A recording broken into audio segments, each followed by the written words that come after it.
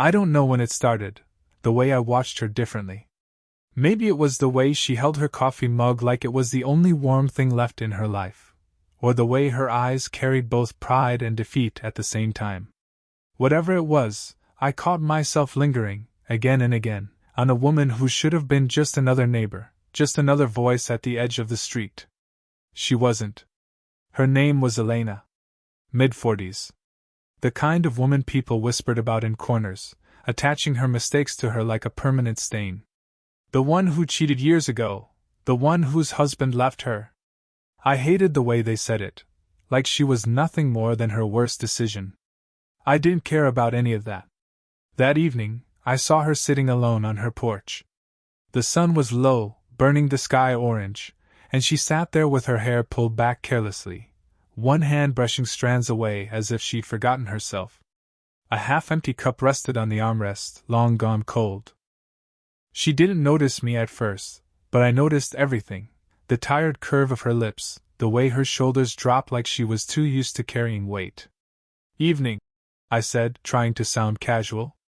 Her head turned. She smiled, faint, cautious. "Evening." I don't know why I stayed. Normally, I would have kept walking. But something in her pause felt like an invitation, or maybe a challenge. My feet betrayed me. I leaned on the fence post between us, close enough to catch the soft scent of jasmine from her garden. "You sit out here a lot," I said. Stupid, obvious words. She gave a small laugh, not joyful, but not dismissive either. "It's quiet out here." "Quiet is easier." There was something in her tone, like she was answering a different question entirely. I nodded, though I didn't really understand. Or maybe I did, just not in words. The silence stretched. I should have left, but my chest tightened with the thought. Instead, I let my hand rest on the wood of the fence, close to hers. Not touching, just close enough to feel the possibility of it. "You're younger than I thought," she said suddenly, studying me. Her eyes narrowed slightly, as if she was searching for a reason to dismiss me. 22, I admitted. Her gaze lingered too long before she looked away. "Too young." "Too young for what?" She didn't answer. The air between us thickened. I caught the smallest movement of her hand, her fingers tapping once against the railing, restless. "You don't look like someone who wants quiet," I said, softer this time. Her lips parted, then closed. A flicker in her eyes, regret, or longing, I couldn't tell. But I knew I had said something that cut closer than either of us expected. The porch light buzzed faintly, moss circling in the dusk. I realized my pulse had quickened, though I'd barely moved. She shifted slightly in her seat, crossing one leg over the other, and the motion was unremarkable, yet everything inside me tightened at once. "Elena," I said before I thought better of it. Her name felt heavy in my mouth, dangerous. She looked at me then, really looked. And for the first time, I wondered if maybe she was just as curious as I was. A vibration broke the moment. Her phone lit up on the armrest beside her, screen glowing pale in the dim. Her eyes flickered to it, then back to me. She didn't pick it up. But the name flashing across the screen, "Daughter," changed everything. The glow of her phone dimmed, and Elena set it face down without answering. The air between us shifted. I didn't ask about it, but the word on the screen burned in my mind, daughter. I knew bits of her story. Everyone did. 16 years ago, one mistake had shattered her marriage. Her husband left after a DNA test, and though he had raised that little girl as his own, he abandoned them both. People in town never let her forget it. They saw her as damaged, like her life had stopped in that one year. But I never saw her that way. Maybe because when she looked out across the street at nothing in particular, I recognized the loneliness in her face. A loneliness I knew well. I wasn't supposed to linger around her. My mother always said, "She's been through enough. Don't bother her." But it wasn't pity that drew me in. It was something heavier, sharper, something I didn't want to name. "You're staring," she said quietly, not looking at me. I swallowed, shifting against the fence. "I didn't mean to." She tilted her head slightly, her hair catching what little light remained. You remind me of someone. My brother, when he was younger. He used to stand just like that. Her words should have made me feel childish. Instead, they pulled me closer. Did he live around here? Not anymore. A pause. She smoothed her palm against her thigh, a nervous, unconscious movement. He stopped calling years ago. Something in her voice cracked at the edges. I almost said I was sorry, but it felt empty. Instead, I asked, "And your daughter?" Her eyes cut to mine, sharp, warning. "She's grown. Old enough to be your age." The sentence landed between us like a stone in water. My chest tightened. I hadn't thought about it like that, what it meant, how close the lines were. I shifted, gripping the fence post harder than I needed to. "And does she live with you?" "No. She doesn't call much either." Elena exhaled through her nose, steady but tired. "That's what happens. People leave." Her voice faded, and for a moment I wanted to reach across the railing and take her hand. I didn't. My body leaned forward almost on instinct, but my mind yanked me back. Because it wasn't just the age gap. It was the history, the risk, the unspoken taboo of what I was beginning to want. She was old enough to be my mother. She had a daughter my age. And yet, when she brushed her hand across her temple and tucked her hair behind her ear, my thoughts betrayed me. "People don't always leave," I said, softer than I meant to. Her eyes lifted, meeting mine. The silence was too long, heavy and searching. I thought she might laugh, dismiss me, remind me of my place. Instead, she stayed still, gaze steady, as if she was waiting for me to step closer. I didn't. But my fingers brushed over the fence rail, almost grazing hers. We both froze at the near contact, either of us pulling away.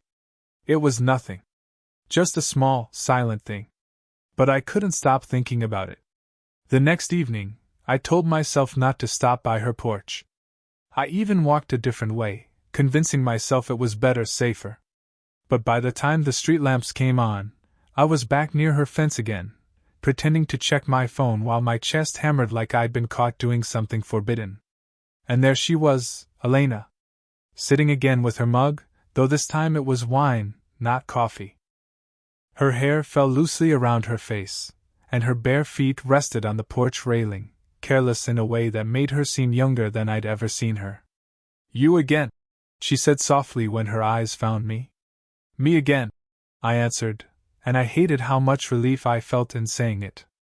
She lifted her glass, staring at the deep red inside. "You should be out with friends. Not wasting your time here. I like it here." My voice cracked, then steadied. "I like talking to you." Her lips curved, not quite a smile, not quite resistance either. Dangerous thing to say. I didn't ask why. We both knew. The silence grew warm, buzzing between us. I leaned on the fence again, this time closer, as if I belonged there. Her gaze slid over me, brief but sharp, like she was measuring something she wasn't ready to name. Then, suddenly, the sound of footsteps. A man's voice cut through the night. "Elena!" I straightened immediately. She stiffened in her chair, the easy posture gone. A tall man emerged from the gate, gray at the temples, shirt unbuttoned at the neck. His expression was weary, not hostile, but the way he looked at her carried history. I recognized him instantly, her ex-husband. "Elena," he repeated, softer now, as if he had been drinking. "We need to talk about her. About our daughter." Elena's hand tightened on the wineglass. "Not now, Richard." She called me. He pushed, stepping closer. His gaze flickered toward me, then back to her. Dismissive. Like I was nothing. "She says you won't answer? That you've shut her out again." I stayed quiet, pulse drumming in my throat. Elena rose from her seat, setting the glass down with more force than necessary. "You don't get to show up here and I'm still her father," he cut in. "You abandoned her," Elena snapped, and her voice broke on the last word. The rawness in her tone twisted something inside me. Richard's jaw tightened, but he said nothing. After a long silence, he muttered, "You'll ruin her the way you ruin everything." Then he turned and walked off into the night, shoulders heavy, steps uneven. The air felt scorched in his absence. Elena stood frozen, staring at the empty street where he had gone. I wanted to say something, anything, but the words felt too small. Instead, I stepped forward, close enough now that only the railing separated us. "He's wrong," I said quietly. Her breast shuddered, and she shook her head, brushing at her eyes. "Don't. You don't know." "I do," I insisted, maybe too quickly. "I know enough." She turned then, finally facing me. Her eyes glistened in the porch light. For a second, we just stood there, staring. And then, she leaned against the railing, closer than she should have, her hand inches from mine again. My chest rose too fast. I wanted to close the gap, to let the moment tilt into something I couldn't take back. Her lips parted slightly, and I swear the world narrowed down to that space between us, her breath warm, my body trembling forward. Then a voice. "Mom?" We jerked apart. A young woman's figure appeared at the edge of the porch, her daughter. I recognized her instantly from pictures. Same sharp jawline, same eyes. Elena's voice faltered. "Clara, what are you doing here?" "I came because you don't answer my calls." Her daughter's gaze flickered between us, me standing too close, Elena's flushed face. Suspicion flashed, then hardened into something colder. "I should go," I murmured, already backing away. "No," Elena whispered, almost pleading, but it was too late. Clara's eyes had already cut into me, slicing me down to size. I felt like a thief caught in someone else's home. "I'll see you later," I said, forcing the words, and turned quickly down the street. Behind me, I heard Clara's sharp voice. "Seriously, Mom? Him? He's my age." I didn't hear Elena's reply. That night, I lay awake replaying it all, the almost kiss, the interruption, the way she had whispered for me not to go. Shame twisted in me, but so did something else, something more dangerous. Because even though her daughter had seen it, even though the whole situation screamed of trouble, I couldn't stop thinking about how close we had come. And worse, I couldn't stop wanting to try again. The days after Clara's interruption stretched like wire pulled too tight. I avoided Elena's porch, though every night my steps slowed in front of her house. Sometimes I caught a glimpse of her shadow behind the curtains, and my chest ached with the weight of everything unsaid. When I finally saw her again, it wasn't on the porch. She was at the grocery store, standing in the aisle with a carton of milk in one hand, staring at it as if it held answers. "Elena," I said before I could stop myself. Her shoulders tensed. Slowly she turned. Our eyes locked, and for a moment it felt like the world had narrowed to just the space between us again. "You shouldn't be here," she whispered, even though it was a public place. "I live here," I answered softer, leaning on my cart. "And I can't keep pretending I don't." My throat closed around the words. She looked around, as if someone might overhear. "Clara saw us that night. Do you understand what that means?" "I understand that I don't care," I said too quickly. The words burned out of me, reckless. "I can't stop thinking about you." Her eyes darted to the side, then back to mine. A flush rose in her cheeks, and she pressed the milk to her chest like a shield. "You're a boy, and I'm not a boy," I cut in. The firmness in my voice surprised even me. "I know what this is. I know what I want." Her lips parted, trembling with something unsaid. Then she shook her head, whispering, "This is wrong." The way she said it, not steady, not final, but fragile, pushed me closer. My cart rolled forward an inch as I stepped into her space. "Then tell me to stop," I said. She didn't. Instead, she looked at me with something raw in her eyes, something that felt like a confession all on its own. Her fingers tightened on the carton until I thought it might split. I could see it then, the battle in her, shame and longing twisting together. "Elena," I whispered, softer this time.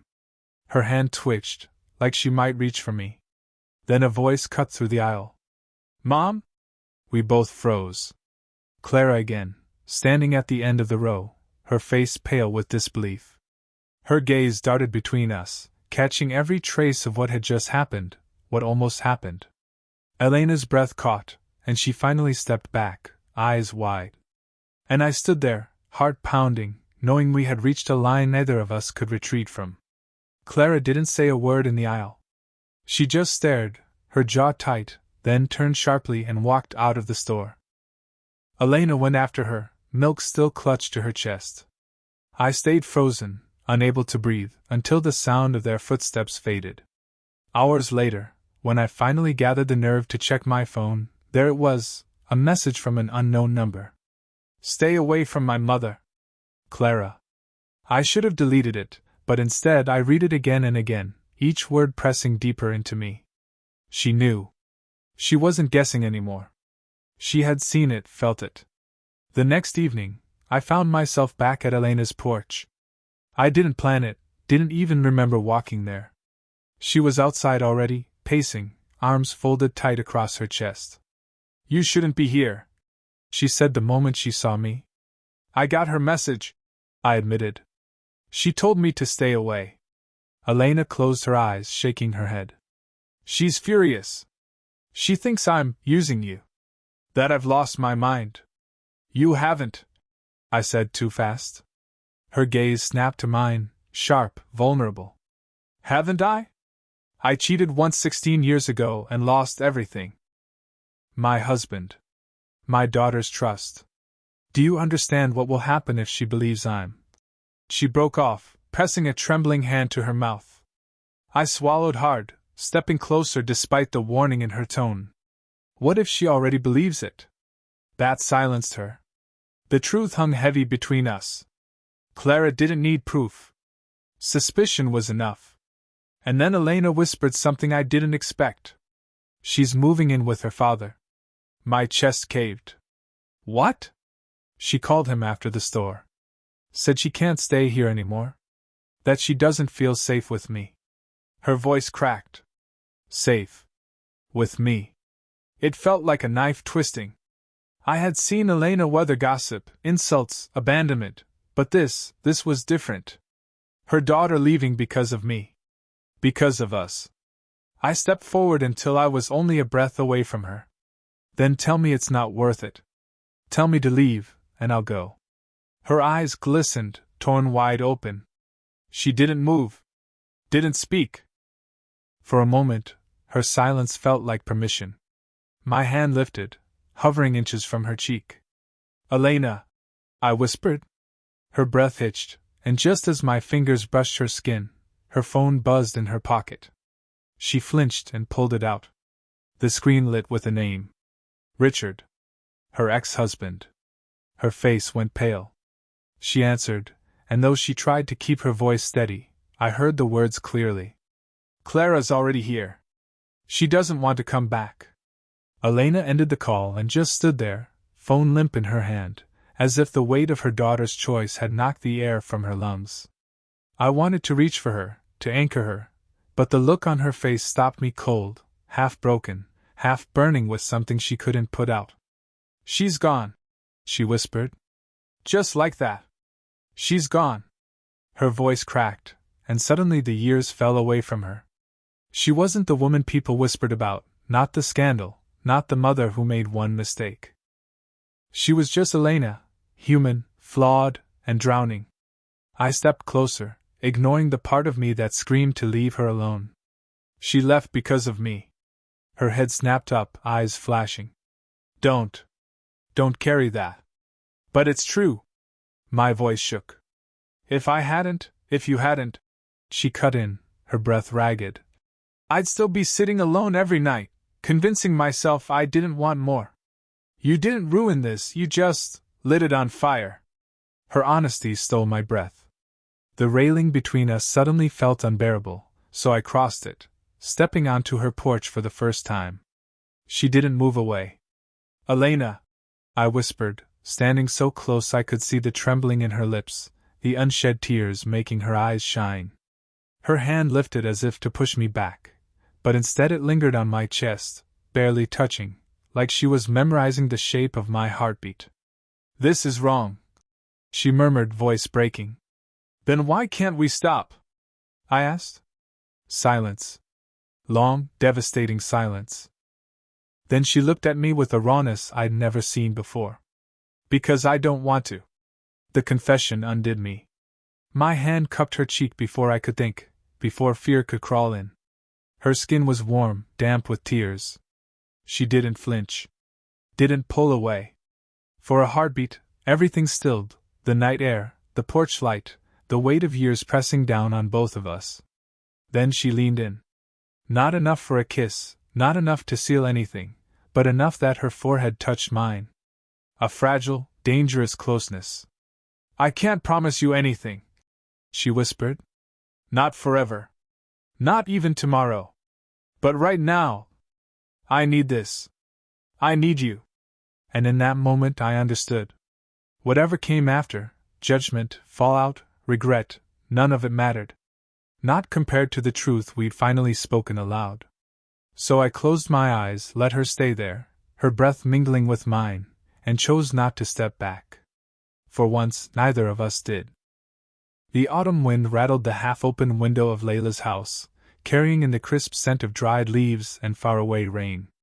The silence between her and Armand stretched like a thread pulled too tight, trembling with all the words they hadn't yet said. They were sitting at her kitchen table, the same one where he had once set down his textbooks, awkward and shy, months ago. Now, it was littered with remnants of last night's storm, a half-drunk cup of tea, a crumpled napkin where she'd wiped tears, and the heavy, invisible weight of what they'd done, what they'd almost become. Armand spoke first. His voice was steady, but his hands fidgeted on the table. Layla, I can't pretend this is nothing. You mean too much to me. But I also know I can't stay here, in this house, in this half-life. I need to move forward. And I think you do too. Her heart clenched at his honesty. For weeks, she had clung to the warmth he brought into her life, the rush of feeling seen again. But deep inside she knew he wasn't a replacement for her loneliness, nor a cure for the ache of a marriage gone cold. He was his own person, young and bright, with a future too big to be trapped by her shadow. Tears welled in her eyes, but this time, they weren't born of guilt. They were born of gratitude. You woke me up, she whispered. I had forgotten what it was like to feel alive, to feel wanted. And you gave me that gift. I don't know how to repay you. Armand reached across the table, brushing her hand with his. For a moment, either pulled away. His touch was warm, steady. Not demanding, not desperate, just real. You don't have to repay me, he said softly. Just promise me you'll stop hiding from your life. Promise me you'll live. Her chest tightened. The weight of her husband's distance, the years of going through motions, the quiet despair of burying her needs, all of it pressed down on her. But now, with Armand's gaze locked on hers, she felt something shift. Maybe she couldn't rewrite the past. Maybe she couldn't change what they were to each other. But she could change herself. I promise, she said, her voice trembling but resolute. A silence followed, filled not with tension this time, but with acceptance. They both knew what came next. He would leave, chasing a life that was still unfolding, while she would remain, confronting the choices she'd avoided for too long. It wasn't the ending of a love story. It was the beginning of two separate ones. When Armand finally stood, slinging his worn backpack over his shoulder, Layla didn't stop him. She walked him to the door, opened it, and let the morning light spill in. He paused, gave her one last look, and smiled, sad, tender, but real. Take care, Layla. She smiled back through her tears. You too, Armand. And then he was gone, footsteps fading down the street, leaving her in the doorway of a life that suddenly felt wide open. H2